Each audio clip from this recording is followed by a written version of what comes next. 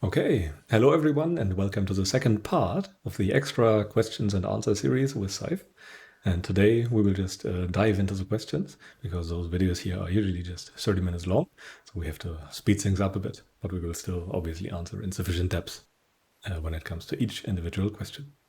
Okay, and the first question is, how can I practice keeping my mind steady in the face of cruelty? I don't even understand how the Buddha could, for example, be unmoved by someone crushing the skull of a living animal. And yeah, I will just start, and you can have the second take. It's difficult. Things like cruelty and such things can be very disturbing for the mind in the beginning. The Buddha has transcended the entirety of or any arahant for that matter, has transcended the entirety of the grip that feelings have over his mind. So he is no longer moved by those things. So this is something that is important to keep in mind. But until you are there, you still have some lust and some aversion and also some delusion left in your mind, and those things can be quite late to go. Let's put it like that. Gross sensuality usually leaves first. There is a simile that the Buddha put out there of purifying gold. And he explains that you first kind of wash the gold ore, and then you rinse it even more, and then you get rid of the gross defilement of the gold, and then you melt it down and get rid of the finer and finer things in there. And it is the same when it comes to the taming of the mind, when it comes to getting rid of the impurities of the mind. You first get rid of the very gross stuff, and later you get rid of the finer defilements. I think he also explained it in terms of reputation and clan and all those things that are much finer than certain other things, like experiencing direct hatred towards others, even though this is kind of still pretty gross when it comes to sensuality. So you also have to keep that in mind. You tend to also have compassion for everything involved, so to speak. It's a bit hard to explain, not just for the creature. I mean, because the person who's doing such a thing is also, not doing himself a favor. Yeah. Anything you want to add? I guess you could. I mean, in this situation, every situation, the thing you won't realize is that whatever's happening, whatever's triggering you, it doesn't really matter about what's happening externally. The response is always in regards to your own feeling. So it's even if something is triggering you outside of the world, there's a really cruel event going on, it's still your own feeling that you're averse to. It's kind of counterintuitive. That's why the Buddha said that the entire world is contained within this fathom-long body with perception intellect. Because if you abandon the lust and aversion towards your own senses and towards your own feeling, then it also relates to any content you could experience in the external world. So if you want to practice specifically compassion towards the situation, you don't want to do it externally. It needs to be in regards to understanding your own feeling, and obviously it needs to be done at the level of the whole gradual training. So someone who's abandoned sensuality in their life and abandoned giving into aversion at the level of the entire existence, they will be less moved by such things happening. Not in the sense of not caring. Obviously there's still compassion involved, like we're saying, but the compassion doesn't mean that necessarily you need to be emotionally disturbed by it. That's another level that's distinct from it. But yeah, these situations and every other situation needs to be abandoned on the level of one's own senses. So if you understand any cruelty that could happen to your own body, and you're not averse to that, then it will be related to everything else, because internal earth element, external earth element, it's both just earth element ultimately. Yeah, I guess the gist of it all is that you are always a feeling and not to whatever specific experience is taking place. So that's kind of the crucial part of it all. Once you understand that, it kind of all falls into place and makes much more sense. And I know that it can sound a bit, let's say, conventionally heartless to not be moved by such a situation, by such cruelty. but ultimately you will also transcend it. That does not mean that you would not help others when they are in danger. Even monks were allowed to run away or shove others to guard their lives or things like that. That is not something that stops. Even the Buddha said that they wisely avoid highway robbers, wild animals, or poisonous animals, or anything like that. You do not sacrifice your intellect or anything like that. It's really just that the aversion on the mental level is kind of gone towards your feelings. And when the grip of the feelings is gone, then everything is different. And your own actions will be much better. Your own reactions will be much better to whatever situation displays itself. Much healthier and much more beneficial. Yeah. Anything else? Yeah, I guess you have to realize that one's like a root motivation in these situations of compassion anyways. It's going to be like you don't want to see them suffer, right? The problem is still like suffering. So even if it seems like conventionally heartless to like not be emotionally disturbed by such things, it's because you have understood the way of suffering, which was your root motivation anyways. So it doesn't mean ultimately you're going to be navigating such situations in a more wise manner, in a manner that's related to your actual understanding of the source of suffering and so on. So yeah. Maybe one more remark concerning that specific image that question has created. You are not really averse to the animal or to something happening to the animal, as an example. You are averse towards your own feelings because you feel bad because the animal is suffering. So you suffer because the animal is suffering. So that's kind of important to understand. You actually want to make your own suffering stop and not to make the animal suffering stop. There's just another level in between. And that is kind of crucial to dissect and understand. That is kind of the key thing. Yeah. Since we talk about Yoniso Manasakara so much, that's literally an example of performing that. Like you're receding your attention away from the foreground towards this condition, which is your own feeling. That's a very practical example of that, and that's the discernment that's going to give wisdom. Yeah.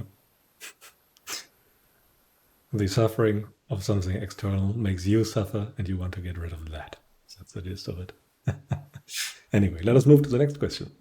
And the next question is, do I understand correctly that seeing intentions refers to asking why for everything I do to the point when I come to the edge of my understanding of universe, morality, and realizing pushing those boundaries? I'm not sure if I understand the question fully, but luckily it's for Saif. I mean, if I understand it correctly, sort of, but it's not enough to just ask why, because if you give any random person instruction to start seeing their intentions and to ask why for what they do, they will always give sort of random reasons or abstract reasons. So, for example, like if you want to help someone, it's like because of compassion. But the way the Buddha teaches it is that it always comes from those three roots, from either greed, aversion, delusion, or non-greed, non-aversion, non-delusion.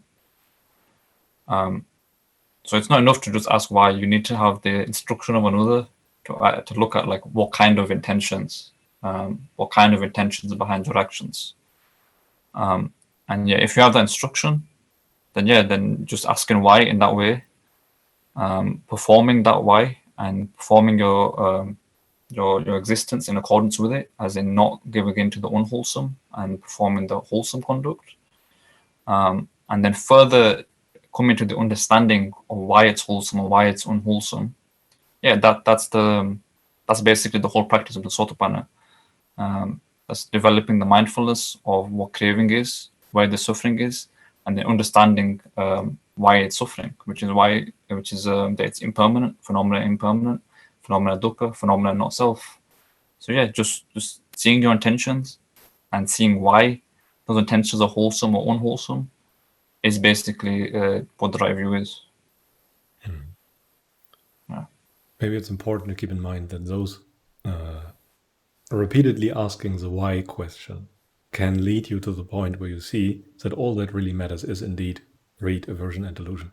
So you can come to the point by asking that question, answering that question honestly. Self-honesty is very important at that point, where you really understand, okay, I really only want to do that because it makes me feel better, because it helps me avoid feeling bad, or to distract myself.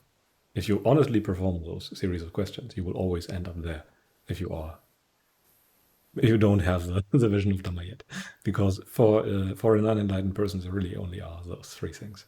Or for the vast majority of the time, you act out of greed, aversion, and delusion, and not out of non-greed, non-aversion, non-delusion. But you always have to do it with the right context in mind, based on the instructions of another, as I've said, and everything like that. Then it can really help. But then it's just a training aid, so to speak. At some point, you have to ask yourself, well, okay, why does this feel good? Is there any real reason why it feels good? Why do I like cake, as an example? Or why do I enjoy watching certain movies or something? There is no real reason to that, except for greed, aversion, and delusion. But yeah. Anything you want to add? Yeah, there's that Majjhima Nikaya Sutta, I can't remember which one it was, but it's like it lists out like those 10 characteristics of a Sotapanna. I think it's 10.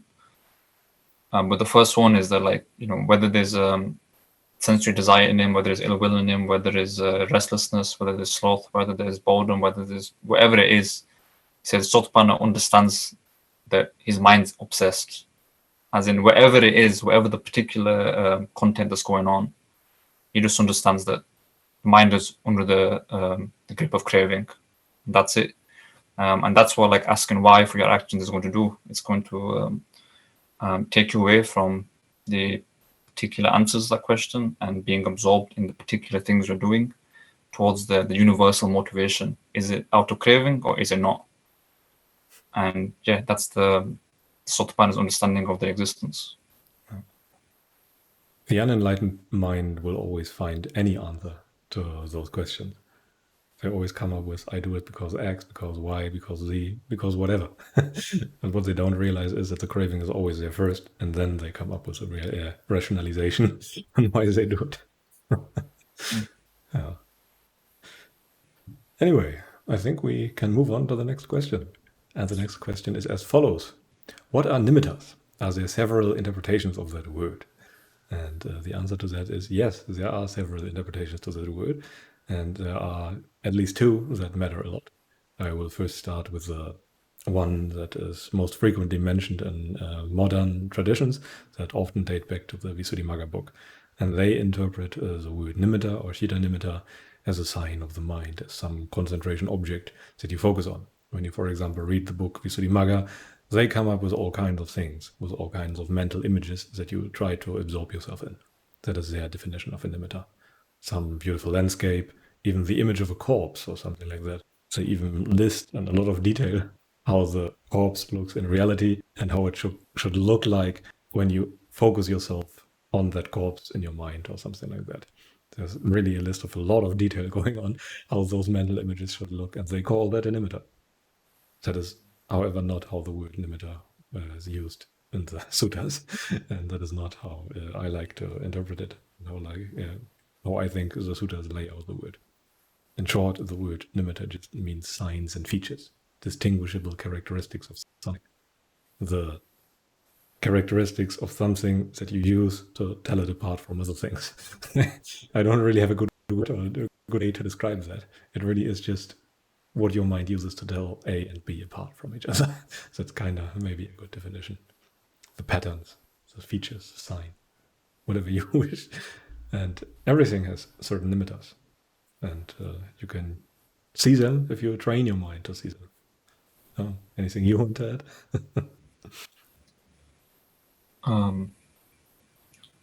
Yeah, the way you described it there is like it's how the Buddha describes when he talks about guarding the sense doors. It says it right there, don't get caught up in the nimittas. Literally not like mental images or lights in your experience, literally just the features. So like if you see like a really tasty cake, you don't get caught up in like looking at how exactly it looks and how tasty it looks. You restrain that proliferation. It's literally just the features, yeah. And like the last question, even when we're talking about not paying as much attention to like the particular things you're doing, but instead looking towards the the intentions behind it, that's the same thing. Like, you're not paying as much attention to the nimittas, the particularity, the features of the content of your experience. You're instead going towards the background. And that's, again, like when the Buddha describes the direction of concentration as well, it's towards the direction of the signless, that which is without nimittas.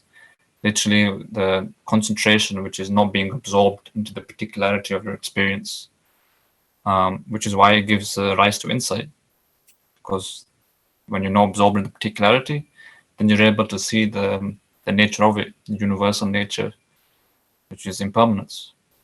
So this way of seeing nimitta, this philosophy is described, is very practical. And I guess, the garden of the sense doors is the primary way in which you engage with nimittas. Getting caught up in the features that give into lust and so on. In the suttas, they, or the Buddha, or some famous disciple of his, often talk about chitta nimitta. Could you explain to people who do not know what that is, what it means? Because it also contains the word nimitta. So what sets the chitta nimitta apart from just the word nimitta? Yeah, so chitta means mind, of course. There's different types of mind, but we can just say in a clinical sense. The reason why that nimitta is distinct and why it needs to be understood is because it's at the level of the background.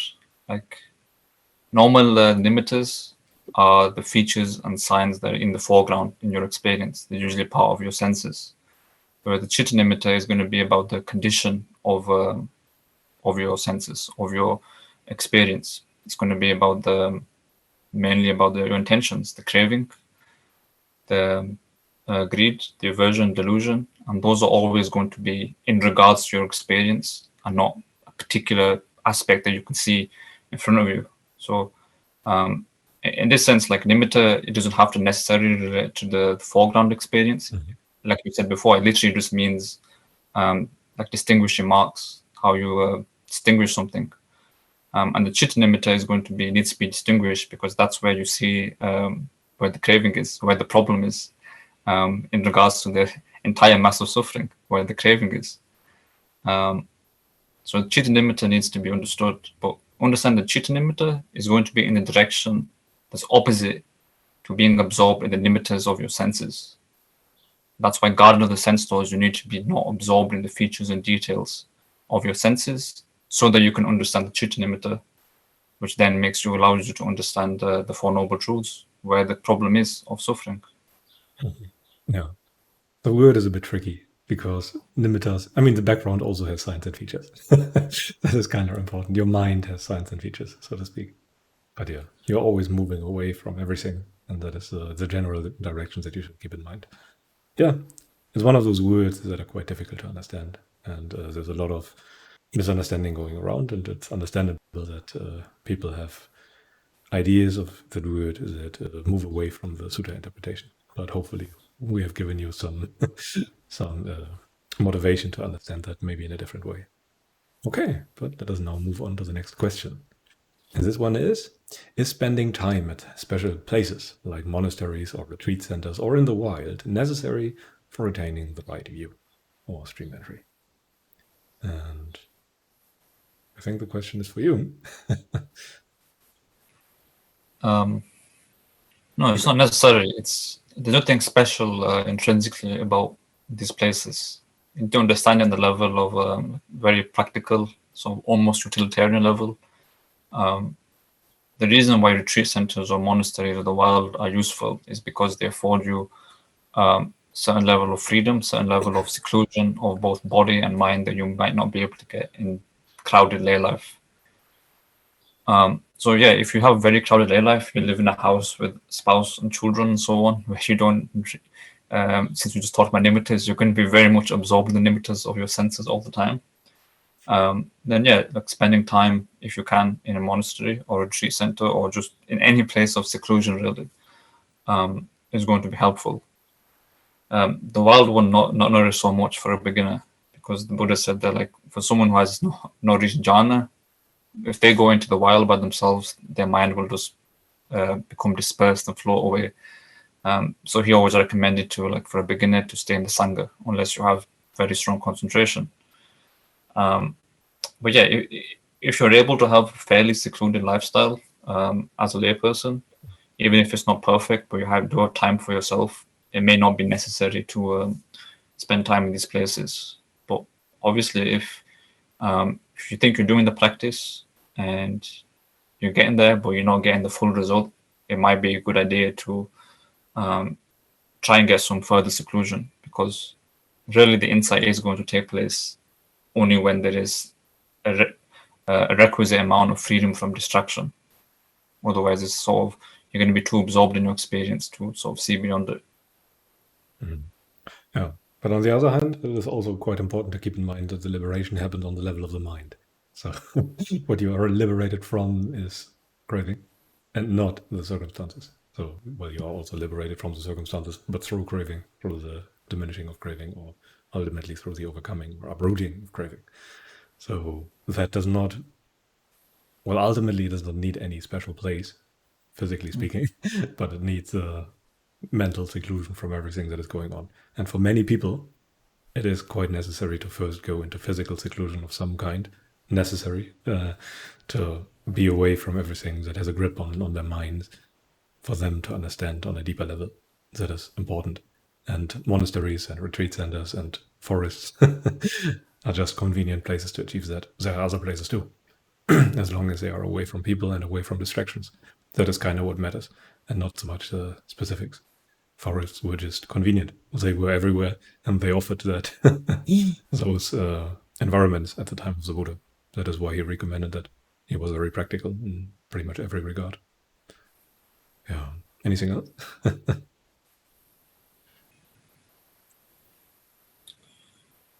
No, let's move on. Okay, perfect. Let's move to the next question. And the question goes as follows. Has a Buddha ever commented on other drugs than alcohol that can there be benefit? We kind of had that question already. But I think Saif wants to answer that maybe. I mean, yeah, we've answered before, but no, not really. There's no real benefit. Even if you like read the precepts in a very like specific way, as in like, fifth precept only relates to alcohol or only relates to drugs that relate to heedlessness. Fundamentally, like, you want to be not following the precepts to the letter, but understanding your intentions behind any of your actions, and with the rooted in greed, aversion, delusion. And if you do on that level, there'd be no reason to engage with any drugs, really. The only reason you would do it is for pursuit of novel experience, pleasure, or some aversion towards your experience, pain relief or something, numbing your experience, whatever it is, it's always going to be rooted in one of them three things. And I mean, we've talked about it before, but it's never really going to lead to any insight, because it's always a particular experience. And the whole point of the practice is to recede from your absorption in the particularity of your experience, in the nimittas, in the particular features, so that you're able to discern beyond that. And so in that sense, like, abstinence from drugs is going to be 100% a part of that. Yeah. I think when it comes to the suttas, there was only the mentioning of fermented brew to answer the other part of the question. I think it really only explicitly mentions alcohol, because that was the number one drug, so to speak, at that time. Nowadays, we have a lot of variety when it comes to ways to numb or change the state of mind through consuming any kind of substance. That was simply not available at the time. And the Buddha only really gave out rules when there was the necessity. So he really had to encounter a person who misbehaved in a certain way for him to set out a rule. And as those drugs were not around, he simply did not create them. He was very pragmatic in that approach. So you will not find anything about new drugs or yet uninvented drugs. Yeah.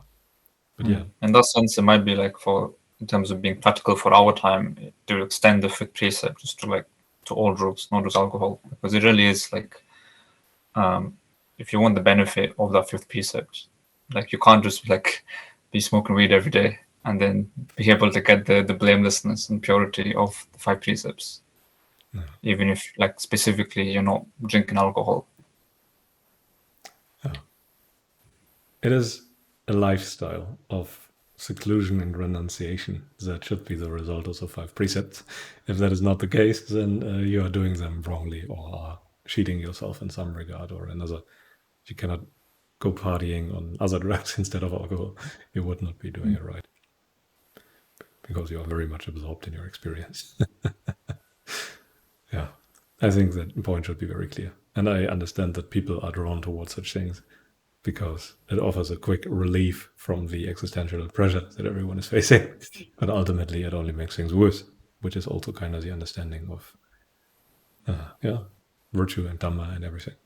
But anyway, let us move to the next question.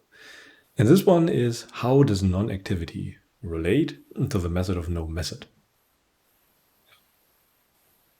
It's actually an interesting question. I will try to answer it, but I must say that I'm not 100% sure what exactly the method of no method is. So Saif probably has some more insight on that, maybe. But overall, as I understand the method of no method, it just means sitting without anything particular in mind. Like just sitting without anything in mind. That's how I understand that method. From that perspective, it can be beneficial because it can lead you to behaving in a way that is moving away from greed, aversion, and distraction, simply by not giving into any of those impulses, because they should also be included in the method of no method, where you just allow things to happen and unfold naturally, but don't manipulate the circumstances, as in not add greed, aversion, and delusion to the equation. If you do it like that, you do it kind of right, but ultimately, I don't think that many people do it that way. You kind of need the overarching goal of looking for great aversion and distraction, or great aversion and delusion, to make that method right. Without that goal in mind, your mind will naturally move towards the central domain. That is simply what minds do that have not yet understood the Dhamma. So, no, I would be careful. Some intentionality is necessary. Anything you want to add? Yeah, if you want to like understand the Four Noble Truths, it means understanding craving fundamentally. So when you're practicing non-activity, it means no activity rooted in craving. So in that sense, it is active in the sense that you are looking at your intentions and you're putting effort into looking at your intentions and not giving into some intentions. That method of just sitting and to just give up like your aspirations of enlightenment and so on, it can be useful, obviously, because like the more subtle craving is going to be related, to that goal seeking, that level of inclination in your experience, the level of subtle desires. But in general, like it's better to just follow the gradual training, because all of those things are going to be fundamentally included within that. And a lot of people will start off too soon into trying to do this method or no method, and then they start making a method out of not doing a method and so on. Even when they try to do nothing, they're doing it. So it's better to just practice non-activity by looking at your intentions of craving, because if you give up the craving, actually you are doing less, even if you don't put your mind specifically towards that. So that's what I'd say. It makes all the difference, basically, if you're using the framework of the sutras or whether you're using a sort of alternative method, because all that information you have that you've been reading from the sutras about craving, about the different parts of it, about virtue, about jhana and so on, it all does relate. And the Buddha does say to like put forth extraordinary effort, willingly let my whole body dry up from blood, but I will keep going until I've attained what can be attained by manly strength, manly effort, and so on. So there is effort involved.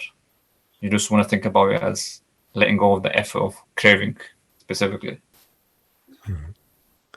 Yeah.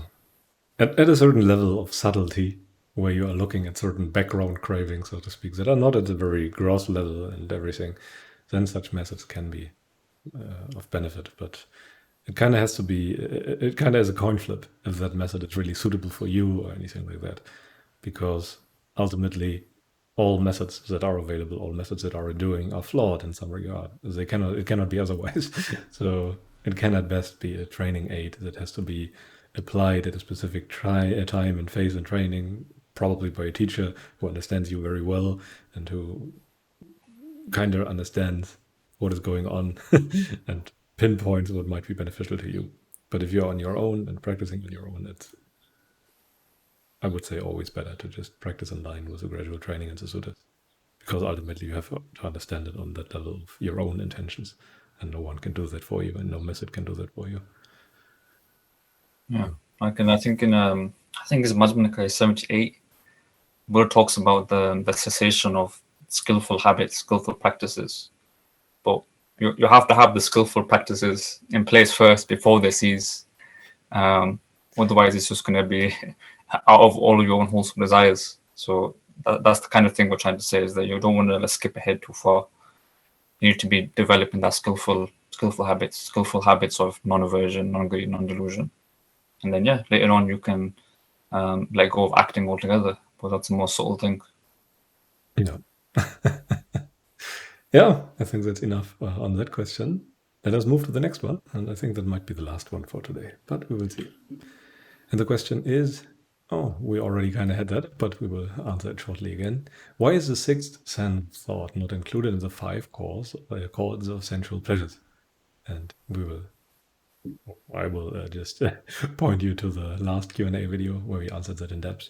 But the answer is just all thoughts are about kind of sensuality. When you fantasize, you might be just thinking at the moment, but it is usually of sensuality.